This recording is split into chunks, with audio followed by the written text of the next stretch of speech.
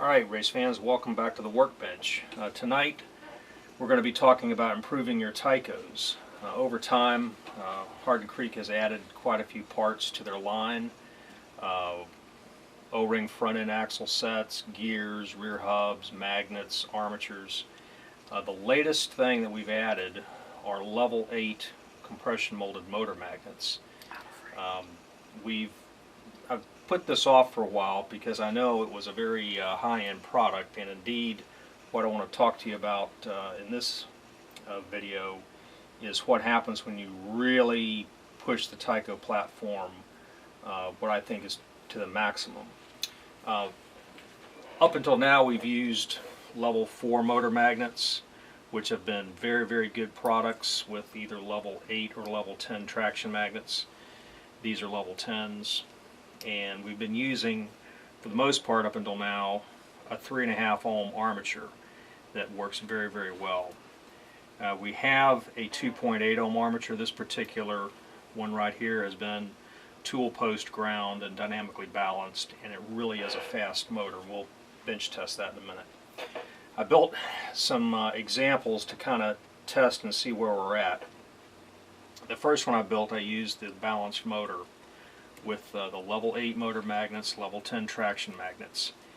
And knowing that the car was going to have a lot of downforce, I used one of the black stiff chassis. And it's pretty obvious when you get these things that it's reasonably stiff. Some of the later model ones are made out of nylon, and they're very flexible, which is fine for some applications with lighter magnets, but once you start, and I'll point out some things here, once you start really putting a lot of downforce to this chassis, this flexibleness works against you.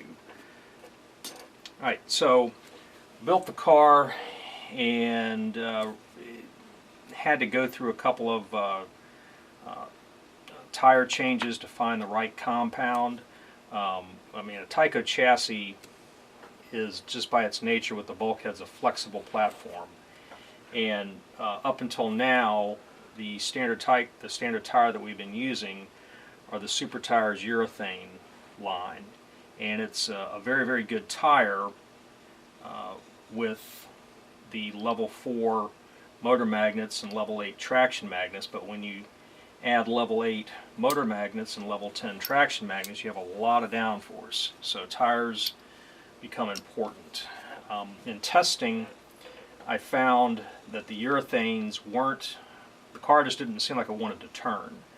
So I got with Super Tires, and he put me up a limited run of the Radius line in compound B. So that's what we have on these cars, and indeed it seems like it works a lot better. It's a little firmer, and the cars seem to turn.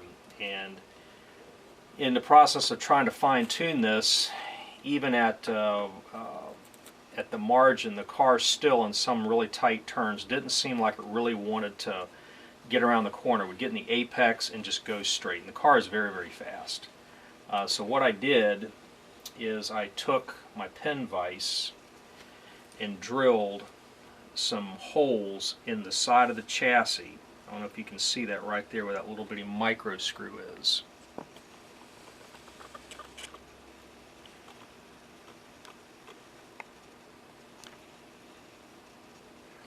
And drilled through the side of the chassis and into this rear bulkhead.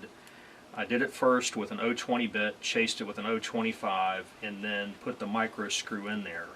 And what that does is it takes a lot of the flexibleness out of the chassis. It really tightens it up quite a bit. And the car then, when it gets in a really tight wrap up, the chassis doesn't want to flex up in here, and the tires can actually work. So the point of all this is we've kind of reached a practical maximum, I think, in road racing with the Tyco platform. When you put all this into a car, you cannot use the factory rear gear set. The gears are too soft, so you have to use something like Viper gears or Scale Auto gears, Wizzard Pro Predators maybe, and the Slot Tech line. But you have to have a real gear set in the back, or you'll never keep the factory gears in the car.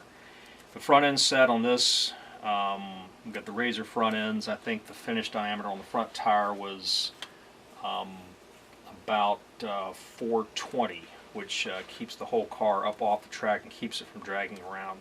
Did some experiments with really low back tires and really low front tires, and the cars just didn't seem happy when they're dragging around the track. You can get away with that on other platforms, but for whatever reason the Tyco here just didn't seem like it liked any kind of severe rail contact on the bottom of the chassis. It wants to be free so it can roll. This particular car with the 2.8 ohm armature, we used Wizzard's 006 high temperature brush springs and their standard brushes, and the car really is fast. It draws about a 1/4 amp at around 9 volts, and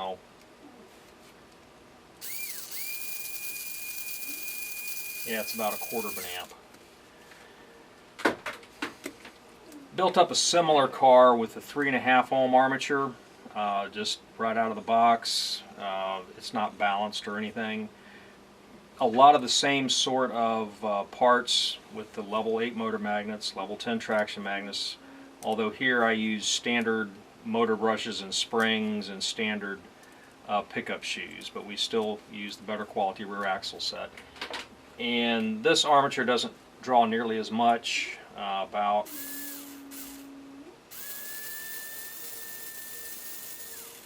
1.8.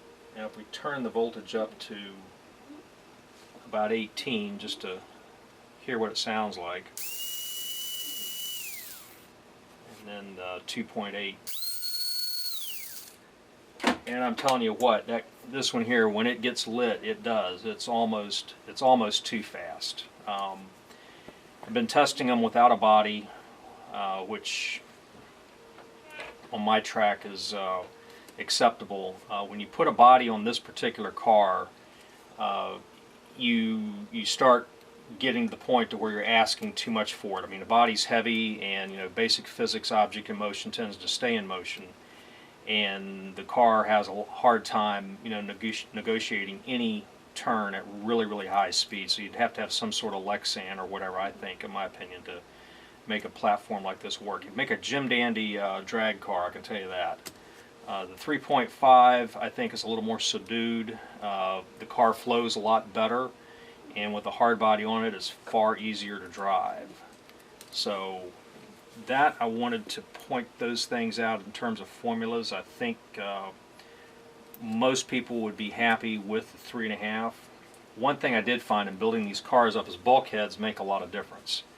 All three of these cars have 3-dot front bulkheads and either 3-dot or 4-dot rear bulkheads.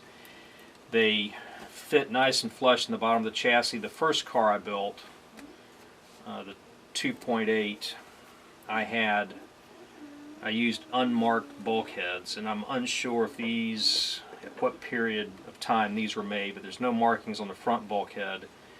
The rear bulkhead doesn't have anything marked down here where they usually put the dots. It does have a number 1 up in this corner, and both these bulkheads tended to hang down below the bottom of the car, and it made setting the car up very problematic in terms of getting the car to clear. So I changed those out, and the car seemed to handle a lot better once we got the right bulkheads in it, and then putting the micro screw in it. The micro screws really helped in addition. Also too, I wanted to point out the super tires in this line as they come, they're made for the standard Tyco wide rim, and if you run a better quality single flanged hub that's narrow, you'll need to cut these tires down. So what you do, you come up with a stub axle set, and chuck it up in a battery powered Dremel, and then get your razor blade, put your little drop of oil on it, turn that thing on, and then as this thing's turning, lower the knife down into the tire and cut off an appropriate amount. And that's how you cut these tires back. It's real easy once you get the hang of it. But I think that pretty well covers everything I wanted to talk about on this. I hope you all enjoy the parts. I'm excited about these. It really does make the cars go fast, but also be aware with a package like this, you really have probably reached a practical limit on the chassis in terms of speed and handling. For road racing. Drag racing, it'd be a fine package. In fact, for drag racing, I'd probably use level 4 traction magnets, or even the factory ceramic traction magnets. But 2.8 with the level 8 motor magnets really screams. You just got to make sure you get some good motor brush springs and brushes. This car has double pickup shoe springs from Wizzard, which gives you a lot of shoe tension, and that helps in speed. Alright, any of you got any questions or whatever, you can message me and we'll see what we can do. Thanks for joining us.